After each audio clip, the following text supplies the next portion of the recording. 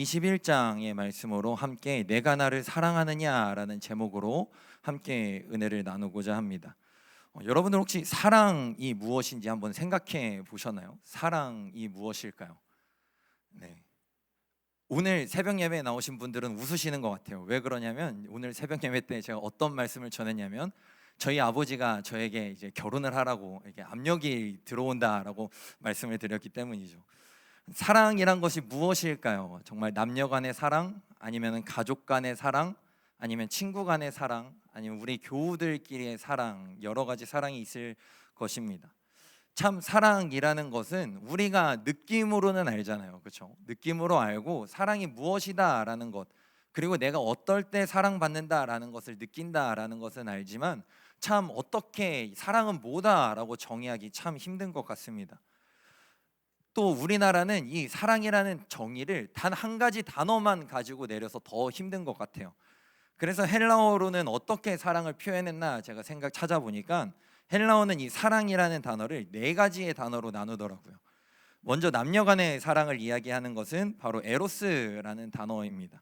이성 간의 사랑이죠. 우리가 서로 가정을 이루고 서로 연인이 되어서 아니면 부부 간에 함께 나누는 사랑을 바로 에로스라고 합니다. 그리고 그 에로스로 인하여서 가족을 이룬 그 사람들이 함께 가정으로서 나누는 사랑은 스트로게라고 이야기를 한다고 하더라고요. 그리고 함께 친구 간의 사랑, 함께 이성적으로 함께 어떤 정신적인 사랑을 나누는 것을 필리아라고 이야기하고, 우리가 정말 잘 아는 것처럼 예수님의 절대적인 사랑을 어떤 사랑이라고 이야기하죠? 바로 아가페라고 이야기를 합니다. 그렇다면 우리가 하는 사랑은 어떠한 사랑일까요? 제가 청년부 예배 또는 이 자리에서 함께 은혜를 나눌 때 꼭 예배 말씀 나누기 전에 하는 인사가 있습니다. 그것이 뭐죠? 우리가 아까 어떻게 인사했었죠? 바로 사랑합니다라고 인사를 했었습니다. 그렇다면 우리가 이렇게 고백하는 사랑은 어떠한 의미일까요? 이렇게 단어로서 내려질 수 있는 정의의 사랑일까요? 아니면은 우리가 어떤 사랑인지 알지만, 우리가 어떠한 사랑인지 느껴지지만 그 사랑을 어떻게 표현하기 참 어려운 사랑이 바로 그러한 사랑일까요? 제가 왜 이렇게 사랑에 대해 말씀을 해드리냐면, 제가 오늘 함께 나눌 이 말씀의 내용이 바로 사랑이기 때문입니다. 우리가 신앙생활 하면서 우리는 예수님을 사랑한다라고 많이들 고백을 합니다. 난 예수님을 사랑합니다. 그리고 우리는 예수님의 사랑을 받았습니다라고 많이들 고백을 하죠. 그런데 정작 우리가 어떤 사랑을 하고 있는 것인가? 우리가 예수님을 사랑한다고 고백은 하지만 그 사랑이 과연 예수님께서 기뻐하시는 사랑일까? 아니면 나의 기준에 맞는 사랑일까라고 하는 것을 생각하지는 않는 것 같습니다. 그렇다면 오늘 이 시간 함께 이 말씀을 통하여서 예수님께서 부활하신 이후에 베드로가 그 어부의 삶으로 다시 돌아갔을 때 그에게 찾아가셔서 다시 한번 그를 불러주셨을 때 그 말씀을 통해서 하나님께서 기뻐하시는 사랑이 어떤 사랑일까? 하나님께서 우리에게 주신 그 사랑은 어떠한 사랑일까를 다시 한번 고민해보고 함께 은혜를 나누고자 합니다. 먼저 이 사랑에 대해서 나누기 전에 우리는 먼저 이 말씀의 주인공인 베드로에 대해서 한번 살펴보길 원합니다. 베드로 하면 어떠한 생각이 먼저 떠오르시나요? 베드로 하면 어떠한 이미지가 먼저 떠오르시나요? 저는 베드로 하면은 예수님의 수제자라는 것이 가장 먼저 떠오르더라고요. 베드로는 예수님께서 정말 사랑하시던 제자 중 한 사람이었습니다. 우리는 흔히 예수님의 제자가 12명이다 라고 생각을 합니다. 그런데 많은 신약 학자들은 예수님의 제자가 12명만 있지 않았을 것이다 라고 이야기를 합니다. 왜냐하면 예수님께서 둘씩 나누어 파송하셨을 때 몇 명의 제자들을 파송했다라는 말씀이 나오죠. 70명의 제자들을 파송하셨다라고 나옵니다. 예수님께서 특별히 아끼시는 제자는 12명이었었겠지만 예수님을 따라다니면서 나는 예수님의 가르침을 받는 자다라고 이야기를 하는 사람들은 정말 많이 있었을 것이다 라고 이야기를 하죠. 그 중에서 예수님께서는 12명의 제자를 따로 부르신 것이었으며, 그리고 또 그 12명 가운데서 3명의 제자를 또 따로 부르실 때가 정말 많이 있었습니다. 누구누구를 부르시죠? 바로 베드로와 야고보와 요한을 부르십니다. 정말 이것이 예수님께서 대표적으로 이 3명을 부르신 사건은 어떠한 사건이냐면, 예수님께서 변화산에 오르셔서 변화된 모습으로 베드로에게 말씀하셨을 때의 사건입니다. 그때 예수님께서 다른 제자들 9명의 제자들은 놔두신 다음에 이 3명의 제자들을 따로 부르십니다. 베드로와 야고보와 요한을 부르신 후에 산으로 올라가셔서 그곳에서 정말 빛과 같이 흰 옷으로 변화되시고 양옆에 모세와 엘리야가 있는 그 형상으로서 제자들에게 말씀을 하시죠. 이 사실만 보더라도 예수님께서 베드로를 얼마나 아끼셨는지, 그리고 베드로를 어떻게 생각하셨는지, 그리고 예수님의 제자들 무리에서 베드로가 어떠한 위치에 있었는지를 우리는 알 수 있습니다. 그리고 또한 이러한 것을 정말 잘 알 수 있는 것은 무엇이냐면 우리의 신앙생활에 있어서, 그리고 교회 역사에 있어서 빼놓을 수 없는 베드로의 신앙 고백이 있죠. 우리 함께 마태복음 16장 16절 말씀 다시 한번 함께 읽어보겠습니다. 시작. 시몬 베드로가 대답하여 이르되 주는 그리스도시요 살아계신 하나님의 아들이시니이다. 아멘. 너무 중요한 고백이라 함께 읽어보자고 말씀을 드렸습니다. 우리가 너무 잘 아는 말씀이죠. 우리가 외우고 우리가 정말 이렇게 쿡 찌르면은 뱉을 수 있을 정도로 많이 은혜를 받고 많이 은혜를 나눈 말씀이기도 합니다. 과연 베드로가 이 고백을 할 때 베드로가 일반 사람이었었다면 그냥 이 고백을 할 수 있었을까요? 그러지 못했을 것입니다. 우리가 함께 읽어보지는 않겠지만 마태복음 16장 17절 말씀에 예수님께서 베드로에게 이런 말씀을 하십니다. 시몬아, 내가 그 고백을 한 것은 사람이 너에게 알려준 것이 아니라 하늘에 계신 하늘 아버지께서 너에게 알려주셨기 때문에 그 고백을 할 수 있는 것이다 라고 말씀을 하시죠. 베드로는 예수님의 그 가르침을 잘 따랐었던 제자였습니다. 그리고 그 제자들 무리에서 제자들을 대표할 수 있었던 자였습니다. 그리고 그러한 것을 넘어서서 하나님의 말씀에 듣고자 했었으며 하나님의 그 가르침과 음성을 소유하고 있었던 자가 바로 베드로다라고 하는 것이죠. 그리고 그러한 것이 삶으로 나타났었던 자였습니다. 베드로는 예수님을 따르는데 정말 열심히 있었던 자였고요. 예수님을 따를 때 정말 목숨 걸고 따를 수 있었던 자였습니다. 그리고 그는 이러한 사실을 여러 번 고백을 합니다. 예수님께서 이제 십자가에 달려 돌아가실 것을 제자들에게 계속해서 말씀을 하시잖아요. 그럴 때마다 베드로는 이런 고백을 하죠. 예수님, 다른 사람들이 예수님을 다 버린다 할지라도 나는 예수님을 따를 것입니다. 내가 죽는 한이 있더라도 예수님을 따를 것입니다 라는 것을 이야기합니다. 그리고 그러한 말이 허황이 아니었음을, 거짓말이 아니었음을 드러내는 행동이 있는데요. 요한복음 18장 10절 말씀 함께 스크린 보면서 읽겠습니다. 다 함께 읽습니다. 시작. 이에 시몬 베드로가 칼을 가졌는데 그것을 빼어 대제사장의 종을 쳐서 오른편 귀를 베어버리니 그 종의 이름은 말고라. 아멘. 이때는 어떤 때냐면 예수님께서 감람산에서 겟세마네 동산에서 기도를 하시고 이제 로마의 군인들이 예수님을 잡으러 왔습니다. 그때 베드로가 예수님을 안 잡혀가게 하려고 어떠한 일을 벌이냐면 품속에 있는 칼을 꺼내서 대제사장의 종의 귀를 잘라버리는 사건입니다. 이 주변에는 로마의 군인들이 있었습니다. 그리고 대제사장들이 거느리는 군사들이 있었습니다. 그런데 그 자리에서 쉽게 칼을 꺼낼 수 있을까요? 베드로가 정말 예수님을 목숨 걸고 따르겠다라는 각오가 없었다면 쉽게 그 품 안에 아무리 칼이 있다 할지라도, 아무리 내 검술이 뛰어난다 할지라도 나에게 포위하고 있는 그 수많은 군사들 앞에서 칼을 빼내서 휘두를 수 있을까요? 그러지 못했을 것입니다. 이러한 상황들을 볼 때 베드로는 정말 예수님을 따르고자 했었으며 예수님을 정말 목숨까지도 버릴 정도로 아끼었으며 예수님을 붙잡고자 했었고 예수님께서 가시는 그 길을 따라가고자 했었던, 열심히 있었던 자였다라는 것을 우리는 또한 알 수 있습니다.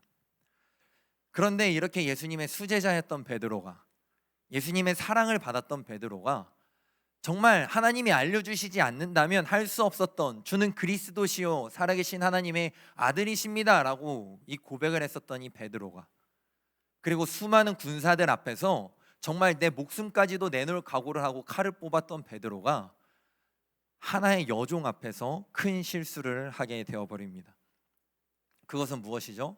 바로 예수님을 3번 부인하는 일을 저질렀다라고 하는 것입니다. 베드로는 예수님을 죽기까지 따라간다고 고백을 했습니다. 그리고 베드로는 주님, 이 12명의 제자들, 예수님께서 특별히 선택하여 부르신 이 12명의 제자들 가운데서 제가 예수님을 따르는 열정이 가장 높습니다 라고 이야기할 정도로 저 자들이 다 예수님을 버리고 도망한다 할지라도 나는 예수님을 따를 것입니다라고 이야기했었던 그 베드로가 제사장의 뜰에서 재판을 받고 계신 그 예수님을 몰래 훔쳐보다가 그를 알아봤던 어린 여종이 당신도 예수의 도당이다라고 이야기하는 그 말에 두려움에 자신이 죽을까봐 예수님을 부인하게 되었다라고 하는 것입니다. 참 모순된 행동일 수가 없습니다. 정말 그 로마의 군인들 앞에서, 그리고 대제사장의 군인들 앞에서는 열심히 칼을 들고 예수님을 붙잡겠다고, 예수님을 지켜보겠다고 정말 열심을 내었었던 그 베드로가 이때 당시 사람으로 인정을 받지도 못했고, 이때 당시 심지어 어린아이에다가 여자는 법정에서 증인으로 설 수도 없었습니다.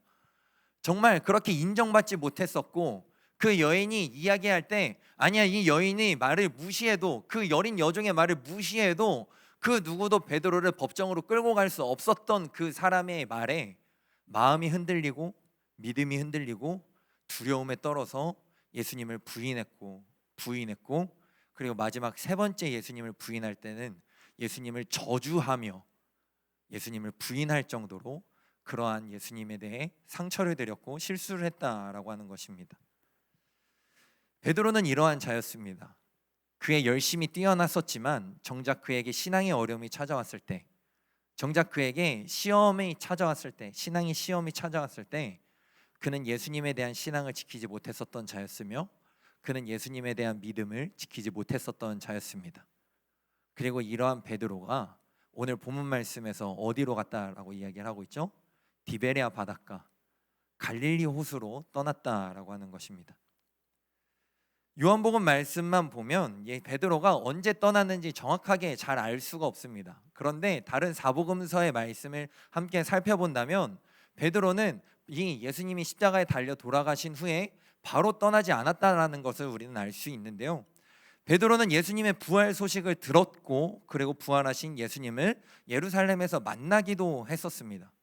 그럼에도 베드로는 예수님을 따르는 것을 포기했으며 그 갈릴리 바닷가로 떠났다라고 하는 것입니다. 저는 이 사실을 알게 되었을 때 참 아이러니했습니다. 아니, 베드로가 아무리 예수님을 부인했다 할지라도, 예수님을 모른다 할지라도, 그리고 예수님이 계신 그곳에서 예수님을 저주하면서 내 목숨을 아끼고자, 내 목숨을 유지하고자 예수님을 저주하면서 부인했다 할지라도 예수님께서 부활하셨으면 끝 아닌가요? 그렇지 않을까요? 내가 예수님을 부인했어요. 그런데 내가 거기서 예수님을 부인하지 않았으면 나도 죽을 수도 있었고 예수님도 죽을 수도 있었습니다. 그런데 결과적으로 보면 어떻게 됐나요? 예수님께서는 다시 살아나셨고 나는 목숨을 부지했고, 그래서 다시 예수님을 따를 수 있게 되었습니다. 제 생각으로는 베드로가 예수님을 따랐어도 됐었을 것 같습니다. 그런데 베드로는 그러지 못했다라고 하는 것이죠. 왜 그랬을까요?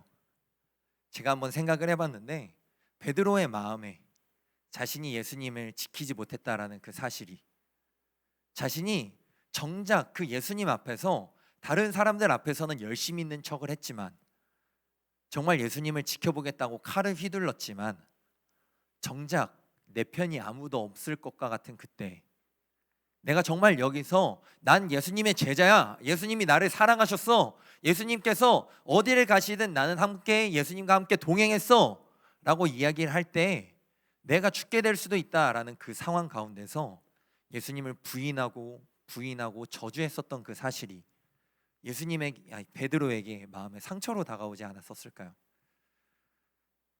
베드로는 여인들이 부활하신 예수님을 본 후에 예수님께서 부활하셨다라는 것을 제자들에게 알려주었을 때 가장 먼저 그 무덤으로 달려갔었던 제자가 바로 베드로였습니다. 그리고 예수님께서는 이 베드로가 제자들과 함께 있을 때, 제자들이 함께 식사를 하고 있을 때 나타나셔서 평강이 있을지어다 라고 말씀하셨을 때에도 그 자리에서도 함께 있었습니다. 누가복음 24장 36절 말씀 이전에 소제목에 보면 어떻게 적혀 있냐면요, 11 제자에게 나타나시다라고 말씀이 되어 있는데요, 이거는 누구에게도 나타나셨다라는 것을 의미할까요? 베드로에게도 나타나셨다라는 것을 의미하는 것입니다. 그리고 이 베드로는 예수님께서 나의 십자가국 난 손바닥을 보여주시고 창자국 난 옆구리를 보여주시면서 도마에게 너는 보음으로 믿느냐 보지 못하고 믿는 자가 더 복되도다라고 말씀을 하셨을 때에도 그 옆에 베드로가 함께 있었습니다. 그런데 그 베드로는 부활하신 예수님을 뵐 때마다 그 마음에 무엇이 떠올랐을까요? 예수님을 부인했었던 그 장면이 떠올랐던 것 같습니다. 이러한 사신들이 예수님을 만날 때마다 베드로의 마음을 찔렀었던 것이고, 그러했기에 베드로는 예수님이 계신 곳을 떠난 것이 아닐까. 예수님이 다시 살아나셨다는 그 사실이 너무 기쁘고 행복하지만 그 이면에 베드로의 마음에 어려움을 주고 있었던, 베드로가 예수님 앞에서 예수님께 상처를 드렸었고 예수님의 마음에 대못을 박았었던 그 사실이, 주님 저는 내가 죽더라도 주님을 부인하지 않겠습니다 라고 호언장담했지만 그 아무것도 아니었던 어린 여종의 앞에서 예수님을 저주하면서까지 예수님을 부인했었던 그 사실이 베드로의 마음을 찔렀었던 것 같습니다. 그랬기 때문에 베드로는 예수님을 외면하는 것을 선택했던 것 같습니다. 제가 새벽 예배 때 함께 나누는 그 말씀 가운데서 오늘 어떤 말씀을 나눴냐면, 사도 바울이 정말 루스드라에서 돌에 맞아 죽을 뻔했습니다. 아니, 신약학자들은 바울이 그때 생물학적으로 죽음을 경험했다라고 이야기를 합니다.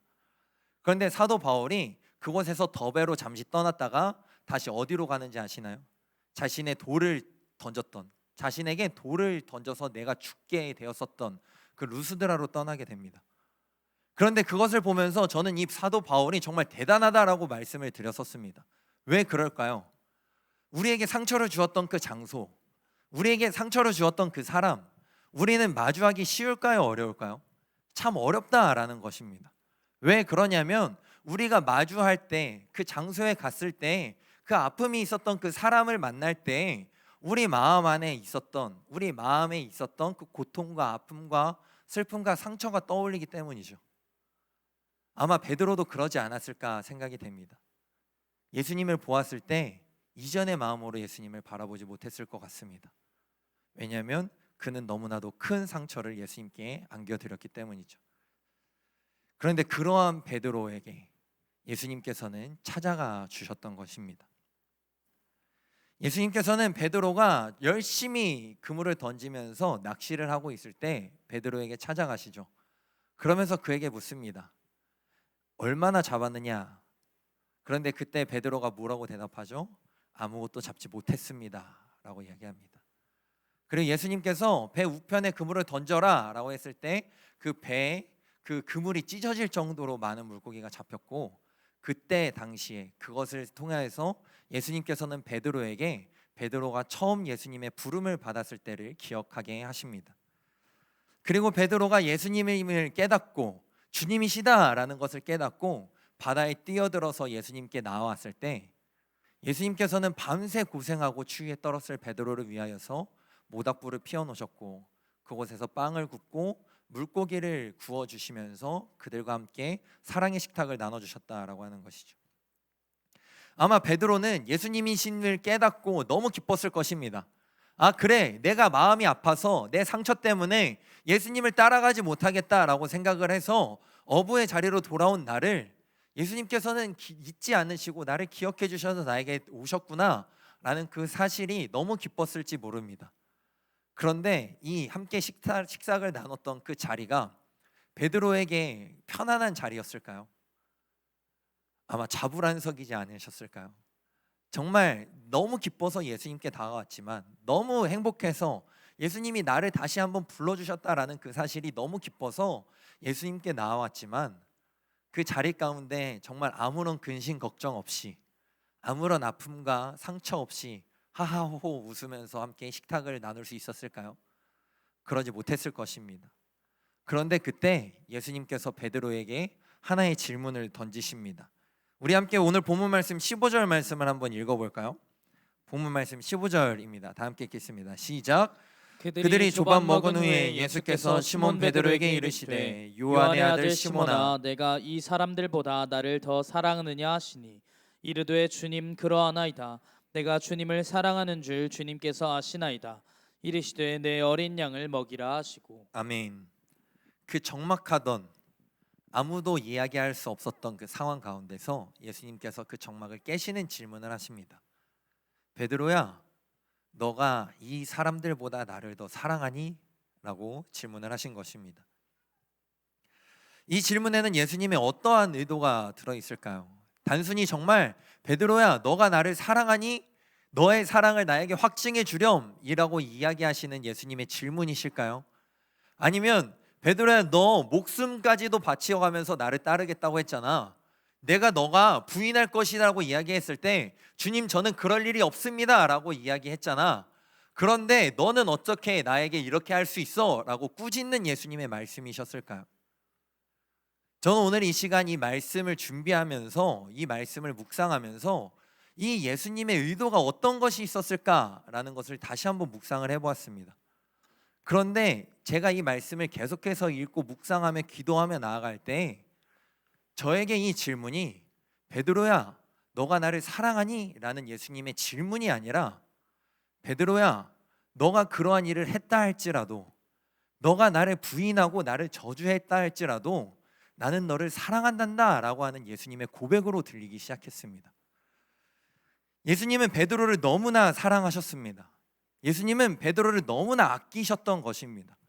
비록 베드로가 예수님을 부인하고 예수님을 피해 도망가고 예수님께서 그 모진 십자가의 고통과 채찍 맞으시고 많은 사람들에게 모욕과 핍박을 당하셨을 때 그 자리에 함께 하지는 않았었다 할지라도, 그리고 예수님께서 부활하신 다음에도 예수님과 함께하는 것을 어려워하고 마음 아파해서 예수님을 떠난 그 베드로라 할지라도 예수님께서는 베드로를 너무나 사랑하고 계셨던 것이었습니다.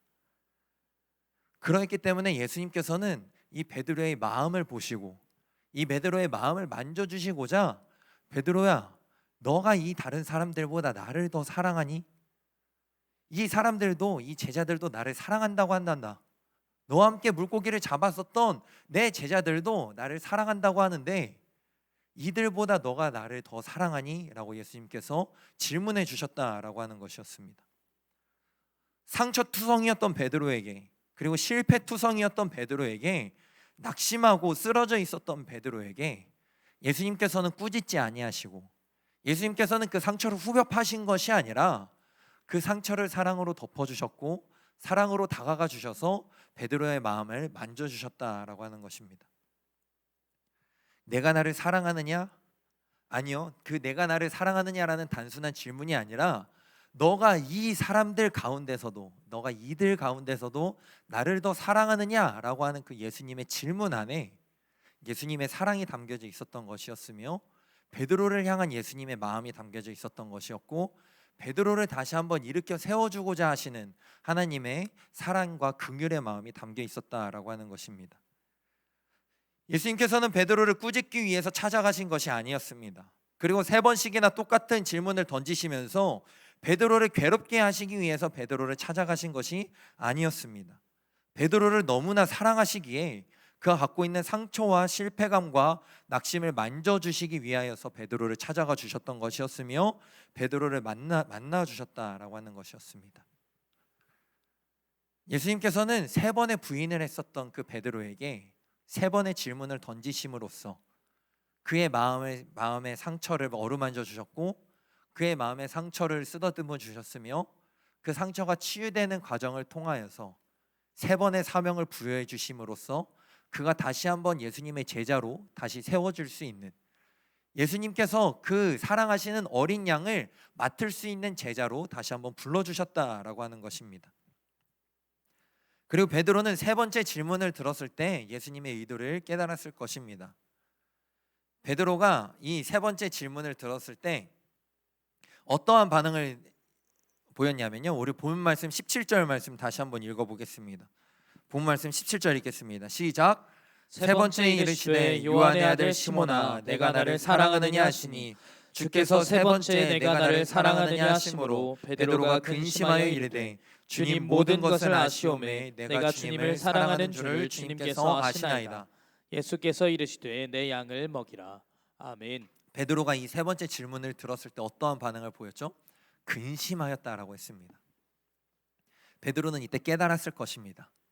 아, 내가 3번째 예수님을 부인했었던 것, 예수님을 3번씩이나 부인했었던 것, 예수님께서 알고 계셨구나.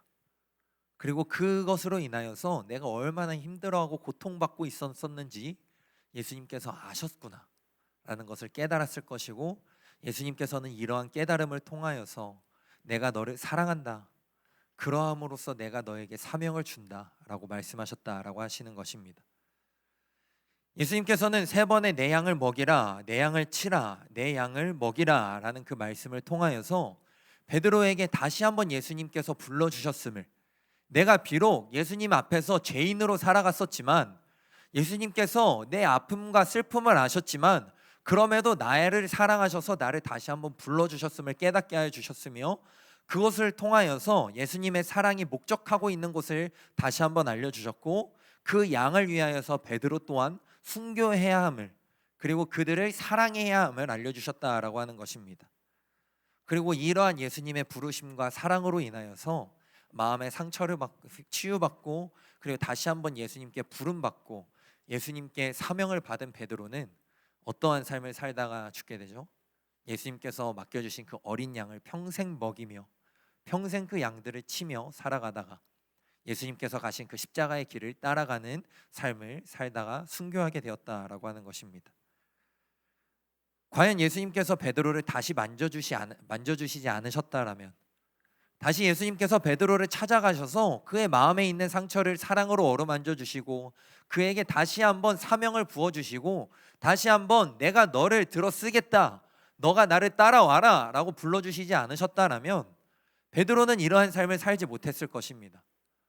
그는 평생 패배자의 삶을 살았을 것이며 평생 실패자의 삶을 살았을 것이며, 예수님의 그 부활하심을 목격했다 할지라도 비록 예수님께서 십자가에 달려 돌아가시기 전에 그 수제자의 위치에 있었다 할지라도 그는 그 마음에 있는 상처로 인하여서 예수님께서 부어주신 그 사명을 제대로 감당하며 나아가지 못했을 것입니다. 그런데 예수님께서 그에게 다가가 주셔서 그에게 다시 한번 사랑을 확신시켜 주시고 그에게 그 사랑을 부어주심으로써 그가 다시 한번 주님의 종으로서, 예수님의 제자로서, 그리고 이 교회를 세워나가는데 큰 일을 해가는 그 큰 일꾼으로서 사용될 수 있도록 인도해 주셨다라고 하는 것입니다. 그리고 우리가 이 말씀을 통해서 들어야 하는 그 하나님의 말씀은 무엇이냐면, 상처받고 있고 우리의 죄악으로 넘어지고 있고 매번 우리가 정말 쓰러지고 낙심하고 있는 우리에게도 예수님께서 찾아오셔서 요셉아, 아니 조원의 성도들아, 내가 나를 사랑하느냐? 라고 묻고 계신다라고 하는 사실을 우리는 깨달아야 할 줄로 믿습니다. 베드로가 죄와 슬픔에 낙심하고 있었을 때, 베드로가 상처 가운데 슬퍼하고 있었을 때 예수님은 베드로에게 다가가 주셨습니다. 그리고 우리가 죄인 되었을 때 예수님께서는 다시 한번 우리에게 다가와 주셨다라고 하는 것입니다. 이 사실을 사도 바울은 로마서 5장 8절에서 이렇게 고백합니다. 함께 스크린 보면서 말씀 읽겠습니다. 시작. 우리가 아직 죄인 되었을 때 그리스도께서 우리를 위하여 죽으심으로 하나님께서 우리에 대한 자기의 사랑을 확증하셨느니라. 아멘. 우리가 의인 되었을 때 예수님께서 찾아와 주시지 않으셨다라고 하는 것입니다. 우리가 신앙이 충만하여서, 믿음이 충만하여서, 은혜가 충만하여서 주님은 나의 그리스도십니다, 주님은 살아계신 하나님의 아들이십니다 라고 고백할 때에만 우리에게 찾아와 주시지 않는다라고 하시는 것입니다. 예수님께서 우리에게 언제 찾아와 주시느냐, 예수님께서 우리를 언제 찾고 계시느냐 라고 하는 것은 우리가 죄로 인하여서 낙심하고 있었을 때, 우리가 죄로 인하여서 상처받고 있었을 때, 우리가 나는 예수님을 따를 수 없어 라고 자책하고 있었을 때, 그때 예수님께서 이 땅에 오셔서 우리를 위하여서 십자가를 지어주셨던 것이었으며 그 십자가의 모진 고통과 아픔을 감당하셨던 것이었고, 베드로에게 찾아가서 내가 나를 사랑하느냐 라고 물어보셨던 것처럼 우리에게도 찾아오셔서 지금도 우리에게 물어봐 주고 계신다라고 하는 것입니다. 그 질문에는 단순히 우리의 사랑합니다 라는 고백을 듣고 싶으신 그 예수님의 마음만 들어있는 것이 아니라, 그 질문에는 내가 비록 죄로 인하여서 고통받고 있다 할지라도, 내가 비록 죄로 인하여서 슬퍼하고 있다 할지라도, 내가 비록 그 죄악으로 인하여서 나를 외면할 수밖에 없는 그 상황에 처해 있다 할지라도 나는 너를 사랑한다라고 하시는 하나님의 음성이 들려 있다라고 하는 것입니다. 저 오늘 이 시간 함께 예배드리시는 모든 조원의 성도님들이 이 말씀을 듣길 소망합니다. 우리는 세상 가운데서 쓰러지며 낙심하며 살아갈 때가 너무도 많이 있을 것입니다. 우리가 지금 사순절을 지나면서 이 사순절 기간만큼 내가 예수님을 묵상하며 나아가야겠다, 예수님을 바라보며 나아가야겠다라고 결심하며 나아가고 있었다 할지라도 우리의 삶의 이면을 생각해 본다 보면 우리는 예수님을 생각하지 못했을 때가 너무도 많이 있었을 것이고요, 그로 인하여서 우리의 마음으로, 아니 우리의 행동으로 죄를 지으며 나아갔을 때가 너무도 많이 있었을 것입니다. 그런데 그럴 때마다 우리가 낙심하지 않을 수 있는 이유는 무엇이냐면, 우리가 슬퍼하지 않을 수 있는 이유는 무엇이냐면 예수님께서 그러한 우리의 모습까지도 사랑하고 계신다라고 하시는 것입니다. 우리는 이 사랑을 깨달아야 할 줄로 믿습니다. 그리고 우리는 이 사랑을 회복하게 해달라고 기도해야 할 줄로 믿습니다. 그리고 우리는 이 사랑을 우리의 마음 가운데 담아서 세상 가운데 나가야 할 줄로 믿습니다. 이 사랑을 깨닫고 예수님으로부터 다시 사명을 부여받은 베드로는 어떠한 삶을 살았을까요? 그는 예수님의 복음에 진정으로 목숨을 걸으며 살아갈 수 있는 그러한 자가 되었고, 그러한 삶을 살았다라고 하는 것입니다. 예수님께서 그에게 주신 그 사랑을 자신만 갖고 있었던 그 삶을 살아갔던 것이 아니라 자신들의 수많은 제자들과, 그리고 함께 신앙생활을 하는 교회 안에서 하나님께서 성령으로 묶어주신 그 가족들과 그 사랑을 나누면서 세상에 나가 비록 옥에 갇히는 한이 있다 할지라도, 비록 매를 맞는 한이 있다 할지라도, 비록 세상으로부터 정말 박해와 핍박을 받는 한이 있다 할지라도 하나님의 말씀과 사랑을 전하며 나아가는 삶을 살았다 하는 것입니다. 저는 오늘 이 시간 함께 예배드리시는 모든 조원의 성도님들의 삶이 정말 이 하나님의 사랑을 다시 한번 깨달으셔서 이 사순절을 지날 때 이 예수님께서 불러주시고 있는 이 하나님의 부르심과 예수님의 부르심을 다시 한번 깨달으셔서 이 사랑으로 세상 가운데서 하나님의 사랑을 전하며 나아가시는 저와 여러분 되시길 소망합니다. 예수님께서 오늘 이 말씀을 통하여서 내가 너를 사랑한다 라고 말씀하시는 것뿐만이 아니라 오늘 19절 말씀에서 베드로에게 예수님께서 마지막으로 하셨던 그 말씀 또한 우리에게도 하고 계실 줄로 믿습니다. 그 부르심은 무엇이냐면, 그 말씀은 무엇이냐면 나를 따르라 라고 하는 그 말씀인 것입니다. 저 오늘 이 시간 함께 예배드리시는 조원의 성도님들의 삶 가운데 이 예수님의 사랑이 함께하길 소망합니다. 그리고 이 예수님의 사랑이 역사하는 삶 사시길 소망합니다. 그래야 해서 여러분들의 삶 가운데 예수님의 사랑을 다시 한번 체험하시는 삶 되길 소망하며, 그리고 그러한 삶으로써 아직까지 예수님을 알지 못하는 그 자들에게 하나님의 사랑을 전하고 예수님의 사랑을 전하며 나아가시는 저와 여러분 되시길 소망합니다. 이 사순절 우리가 보내고 있는 이 절기가 정말 단순히 그냥 지나가는 절기가 되는 것이 아니라, 제가 매번 이 자리에서 여러분들과 함께 말씀을 나눴을 때 말씀드렸던 것과 같이 예수님의 사랑을 다시 한번 묵상하시는 절기가 되며 그 사랑을 전하며 나아가시는 그 절기가 되길 소망합니다. 이 시간 주 사랑이 나를 숨쉬게 해라고 하는 찬양으로 함께 결단하며 나아가실 때